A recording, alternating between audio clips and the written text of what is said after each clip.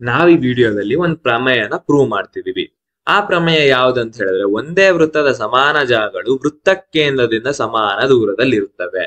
ಒಂದೇ ವೃತ್ತದ ಸಮಾನ ಜಾಗಗಳೇನೋ ಅದು ವೃತ್ತ ಕೇಂದ್ರದಿಂದ ಸಮಾನ ದೂರದಲ್ಲಿ ಇರುತ್ತಂತೆ. ಈ ವೃತ್ತ ನೋಡಿದಾಗ ಇಲ್ಲಿ ಪಿ ಕ್ಯೂ ಅನ್ನೋದೊಂದು ಜಾ, ಎ ಬಿ ಅನ್ನೋದೊಂದು ಜಾ, ಇವೆರಡು ಸಮಾನವಾಗಿದೆ ಅಂದ್ರೆ ಈಕ್ವಲ್ ಆಗಿದೆ. ಇದು ವೃತ್ತ ಕೇಂದ್ರದಿಂದ ಸಮಾನ ದೂರದಲ್ಲಿದೆ ಅಂತ ನಾವು ಪ್ರೂವ್ ಮಾಡ್ಬೇಕಂತೆ. ಅದಕ್ಕೆ ನಾ ಏನ್ ಮಾಡ್ಕೊಂಡಿದೀನಿ ಅಂತ ಹೇಳಿದ್ರೆ, ವೃತ್ತ ಕೇಂದ್ರ ಅಂದ್ರೆ ಓ ಇಂದ ಪಿ ಕ್ಯೂಗೆ ಒಂದು ಲಂಬನ ತಗೊಂಡಿದ್ದೀನಿ. ಅದೇ ರೀತಿ ಓ ಇಂದ ಎ ಬಿಗೊಂದು ಲಂಬನ ತಗೊಂಡಿದ್ದೀನಿ. ಓ ಇಂದ ಪಿ ಕ್ಯೂಗೊಂದು ಲಂಬ, ಓ ಇಂದ ಎ ಬಿಗೊಂದು ಲಂಬ. ಓ ಎಂ ಅನ್ನೋ ಲಂಬ ಪಿ ಕ್ಯೂ ನ ಎರಡು ಈಕ್ವಲ್ ಪಾರ್ಟ್ಸ್ ಆಗಿ ಡಿವೈಡ್ ಮಾಡಿದೆ. ಅದೇ ರೀತಿ ಓ ಸಿ ಅನ್ನೋ ಲಂಬ ಎ ಬಿ ನ ಎರಡು ಈಕ್ವಲ್ ಪಾರ್ಟ್ಸ್ ಆಗಿ ಡಿವೈಡ್ ಮಾಡಿದೆ.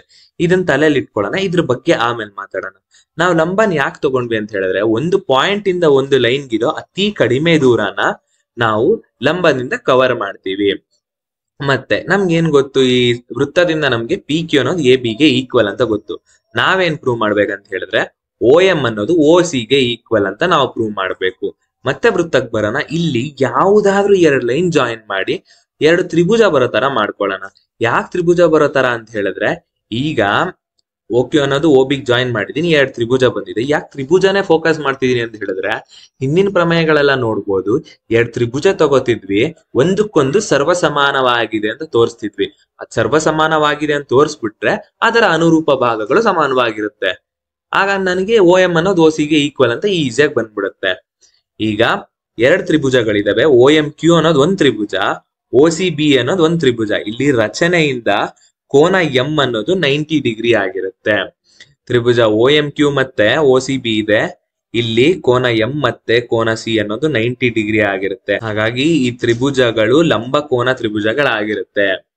ತ್ರಿಭುಜದಿಂದ ಏನ್ ಗೊತ್ತು, ಕೋನ ಓ ಎಂ ಕ್ಯೂ ಅನ್ನೋದು ಕೋನ ಓ ಸಿ ಬಿಗೆ ಈಕ್ವಲ್. ಯಾಕಂತ ಹೇಳಿದ್ರೆ ಇವು 90 ಡಿಗ್ರಿ ಆಗಿರುತ್ತೆ. ಹೆಂಗೆ ಅಂತ ಹೇಳಿದ್ರೆ ರಚನೆಯಿಂದ. ಮತ್ತಿನ್ನೇನ್ ಗೊತ್ತು, ಈ ಕೆಂಪು ಲೈನ್ಗಳು ನೋಡಿ, ಕೆಂಪು ಲೈನ್ಗಳು ಎರಡು ತ್ರಿಜ್ಯಗಳಾಗಿವೆ. ಒಂದೇ ವೃತ್ತದ ಎರಡು ತ್ರಿಜ್ಯಗಳು. ಆದ್ದರಿಂದ ಓ ಕ್ಯೂ ಅನ್ನೋದು ಓ ಬಿಗೆ ಈಕ್ವಲ್. ಇವು ಒಂದೇ ವೃತ್ತದ ಎರಡು ತ್ರಿಜ್ಯಗಳಾಗಿದ್ದಾವೆ. ಬೇರೆ ಏನ್ ಗೊತ್ತು ಅಂತ ಹೇಳಿದ್ರೆ, ನಮ್ಗೆ ಡೇಟಾ ಇಂದ ಏನ್ ಗೊತ್ತು, ಪಿ ಕ್ಯೂ ಅನ್ನೋದು ಎ ಬಿಗೆ ಈಕ್ವಲ್ ಅಂತ ಗೊತ್ತು. ಈ ಸೊಲ್ಯೂಷನ್ ಇಲ್ಲಿಗೆ ನಿಲ್ಸೋಣ. ನಾವು ಒಂದು ಪ್ರಮೇಯನ ಕಲ್ತಿರ್ತೀವಿ, ಅದನ್ನ ಮತ್ತೆ ಒಂದ್ಸರಿ ರಿವೈಸ್ ಮಾಡ್ಕೊಂಡು ಈ ವಿಡಿಯೋ ವಾಪಸ್ ಬರೋಣ. ಇಲ್ಲೊಂದು ಪ್ರಮೇಯ, ಕೇಂದ್ರದಿಂದ ಜಾಕ್ಕೆ ಎಳೆದಿರುವ ಲಂಬವು ಜಾವನ್ನು ವರ್ಧಿಸುತ್ತವೆ. ಇದನ್ನ ನಾವು ಆಲ್ರೆಡಿ ಕಲ್ತಿದೀವಿ. ಇನ್ನೊಂದ್ಸರಿ, ಈ ವೃತ್ತದ ಮೇಲೆ ಎರಡು ಪಾಯಿಂಟ್ಸ್ ತಗೊಂಡಿದೀನಿ, ಎ ಮತ್ತೆ ಬಿ. ಇವೆರಡನ್ನು ಜಾಯಿನ್ ಮಾಡ್ತಿದ್ದೀನಿ. ಮತ್ತೆ ವೃತ್ತ ಕೇಂದ್ರ ಅನ್ನೋದು ಓ ಇಂದ ಎ ಬಿಗೆ ಒಂದು ಲಂಬವನ್ನ ತಗೋತೀನಿ. ಅದೇ ಸಿ, ಓ ಸಿ ಅನ್ನೋದು ಎ ಬಿ ನ ಎರಡು ಈಕ್ವಲ್ ಪಾರ್ಟ್ಸ್ ಆಗಿ ಡಿವೈಡ್ ಮಾಡ್ತಿದೆ. ಎ ಬಿ ಅನ್ನೋದು ಒಂದು ಜಾ, ಓ ಸಿ ಅನ್ನುವ ಲಂಬ ಎ ಬಿ ಅನ್ನೋದನ್ನ ಎರಡು ಈಕ್ವಲ್ ಪಾರ್ಟ್ಸ್ ಆಗಿ ಡಿವೈಡ್ ಮಾಡ್ತಿದೆ. ಹಾಗಾಗಿ ನಮಗೆ ಎ ಸಿ ಅನ್ನೋದು ಬಿ ಸಿ ಗೆ ಈಕ್ವಲ್ ಆಗಿದೆ. ಒಂದು ಲಂಬ ನಮ್ಮ ಜಾವನ್ನು ಡಿವೈಡ್ ಮಾಡ್ತಿರೋದ್ರಿಂದ ನಮಗೆ ಎ ಸಿ ಅನ್ನೋದು ಬಿ ಸಿ ಈಕ್ವಲ್ ಆಗುತ್ತೆ. ಇದನ್ನ ನಾವು ಹಿಂದಿನ ಪ್ರಮೇಯದಲ್ಲಿ ಬಳಸೋಣ. ಇಲ್ಲಿ ಪಿ ಕ್ಯೂ ಅನ್ನೋದು ಎ ಬಿ ಈಕ್ವಲ್ ಆಗಿದ್ಯಾ? ಪಿ ಕ್ಯೂ ಅನ್ನೋದು ಎ ಬಿ ಈಕ್ವಲ್ ಆಗಿದೆ. ಪಿ ಕ್ಯೂ ಅನ್ನೋ ಜಾನ ಓ ಎಂ ಅನ್ನೋದು ಡಿವೈಡ್ ಮಾಡ್ತಿರೋದ್ರಿಂದ ನಮ್ಗೆ ಪಿ ಎಂ ಅನ್ನೋದು ಎಂ ಕ್ಯೂಗೆ ಈಕ್ವಲ್ ಆಗುತ್ತೆ. ಅದೇ ರೀತಿ ಎ ಬಿ ಅನ್ನೋ ಜಾನ ಓ ಸಿ ಅನ್ನೋ ಲಂಬ ಡಿವೈಡ್ ಮಾಡ್ತಿರೋದ್ರಿಂದ ಎ ಸಿ ಅನ್ನೋದು ಬಿ ಸಿಗೆ ಈಕ್ವಲ್ ಆಗುತ್ತೆ. ನಮ್ಗೀಗ ಪಿ ಎಂ ಅನ್ನೋದು ಎ ಸಿ ಅನ್ನೋದು ತ್ರಿಭುಜದಿಂದ ಹೊರಗಿದೆ. ನಾವು ಈ ಎಂ ಕ್ಯೂ ಮತ್ತೆ ಬಿ ಸಿ ನ ಫೋಕಸ್ ಮಾಡೋಣ. ಪಿ ಎಂ ಅನ್ನೋದು ಎಂ ಕ್ಯೂಗೆ ಈಕ್ವಲ್ ಆಗಿದೆ, ಎಂ ಕ್ಯೂ ಅನ್ನೋದು ಎ ಸಿಗೆ, ಎ ಸಿ ಅನ್ನೋದು ಬಿ ಸಿಗೆ ಈಕ್ವಲ್ ಆಗಿದೆ. ನಾನು ಎಂ ಕ್ಯೂ ಅನ್ನೋದು ಬಿ ಸಿಗೆ ಈಕ್ವಲ್ ಆಗಿದೆ ಅಂತ ತಗೋತೀನಿ.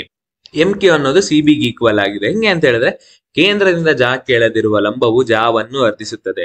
ಈ ಪ್ರಮೇಯದಿಂದ ಎಂ ಕ್ಯೂ ಅನ್ನೋದು ಸಿ ಬಿಗೆ ಈಕ್ವಲ್ ಆಗಿದೆ.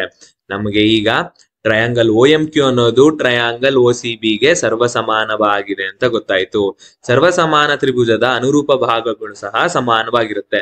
ಹಾಗಾಗಿ ಓ ಎಂ ಅನ್ನೋದು ಓ ಸಿಗೆ ಈಕ್ವಲ್ ಆಗಿದೆ. ಈ ತ್ರಿಭುಜ ಹೆಂಗೆ ಸರ್ವಸಮಾನವಾಗಿದೆ ಅಂತ ಹೇಳಿದ್ರೆ, ಹೈಪಾಟಿನಸ್ ಟೆಸ್ಟ್ ಅನ್ನೋದಿದೆ, ಅದರಿಂದ ಈ ತ್ರಿಭುಜವು ಸರ್ವಸಮಾನವಾಗಿದೆ. ಎರಡು ತ್ರಿಭುಜಗಳ ಸರ್ವಸಮಾನವಾಗಿದೆ. ಪಿ ಕ್ಯೂ ಅನ್ನೋದು ಎ ಬಿಗೆ ಈಕ್ವಲ್ ಆಗಿರೋದ್ರಿಂದ ಓ ಎಂ ಅನ್ನೋದು ಓ ಸಿಗೆ ಈಕ್ವಲ್ ಆಗಿದೆ.